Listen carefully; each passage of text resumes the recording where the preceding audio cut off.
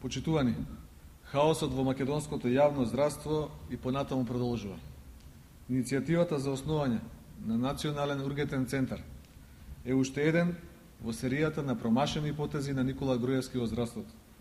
Спојувањето на само 4 хируршки клиники е спротивно на Националниот акционен план на Министерството за здравство, кој беше донесен пред само неколку месеци.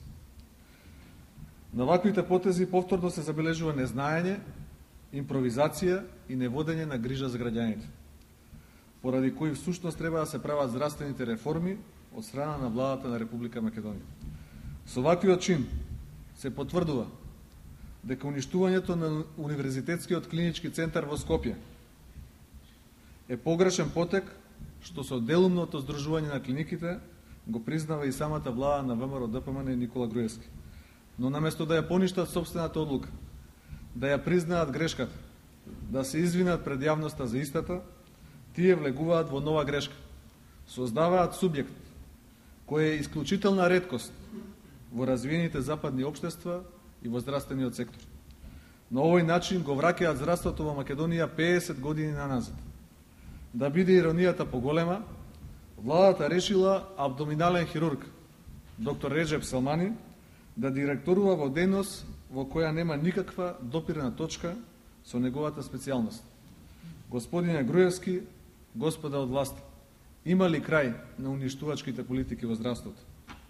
Останува прашањето: кој ќе го плати цехот за неуспешната трансформација на клиничкиот центар, за непотребните управни одбори, за двата директори, за менаџерските курсеви и серија други глупости?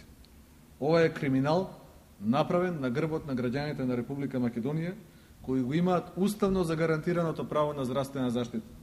СДСМ е свесен дека граѓаните од нас очекуваат решенија за огромните проблеми во здравството.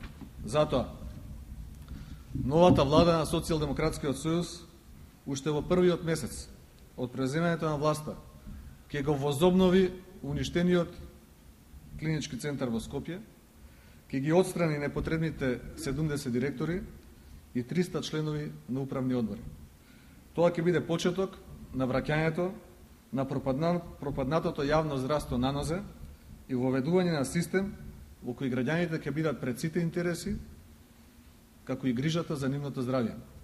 Новата влада, предводена од Социјалдемократскиот сојуз, ќе му ги врати на Собранието на Република Македонија одземените ингеренции за основање на клинички центар, заради нивното национално значење и заради спречувањето на тамошните злоупотреби и импровизации кои одат на штета на здравјето на граѓаните.